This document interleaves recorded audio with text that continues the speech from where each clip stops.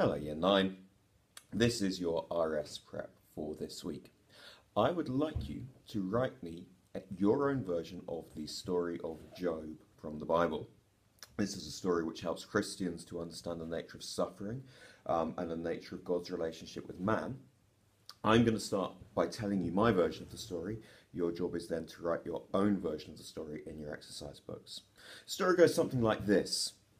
God called all of the angels before him, including Satan. Now, this is the first time in the Bible we hear about Satan. And Satan said to God, you've made these men, they're all right, but actually they're all corruptible. They're all bad at heart.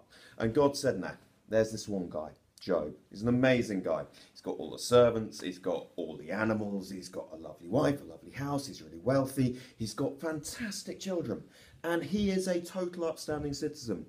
He would never turn away from me. And Satan says to God, no. Job only likes you because you've given him all that stuff. If we take that stuff away, he's going to want nothing to do with you. So God says, okay, fine, try it. You take it away. Don't touch him.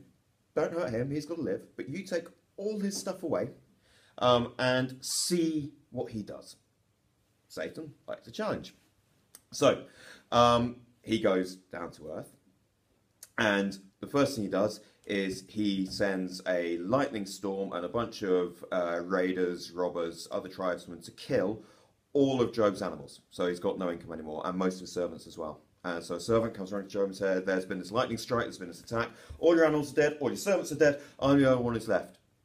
And just as he finishes speaking, another messenger turns up and he says, yeah, Job, there's a problem here. Your house has fallen down.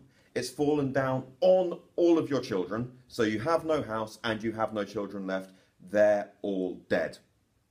Job's response to this, instead of turning away from God, he says, I arrived naked in this world, and I will leave this world naked. Ashes to ashes, dust to dust. I don't need these things, they're just things, and he worships and praises God. A little bit later on, devil thinks, okay, I've got to up the ante here, so he goes back down to earth, and there's Job sat in the ruins of his house, and he gives him massive boils and sores all over his body. So he's kind of all warty and pussy and miserable.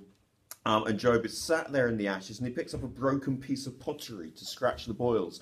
And his wife says to him, curse God and die. She says, turn away from God, give up and die, because the cruelty that you are suffering, you've lost your kids, you've lost your animals, you've lost your house, and now you're covered in boils. It's not fair. God's turned away from you, curse him. And Job turns around and praises God despite the suffering.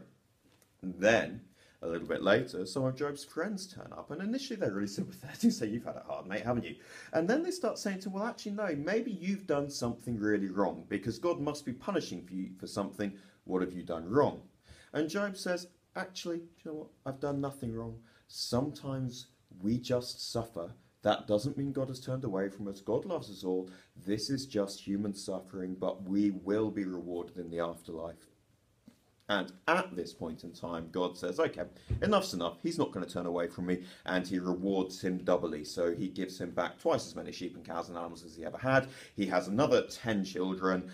He has great wealth, and he lives happily for the rest of his life because he didn't turn away from God. Your task for prep is to write your own version of the story of Job.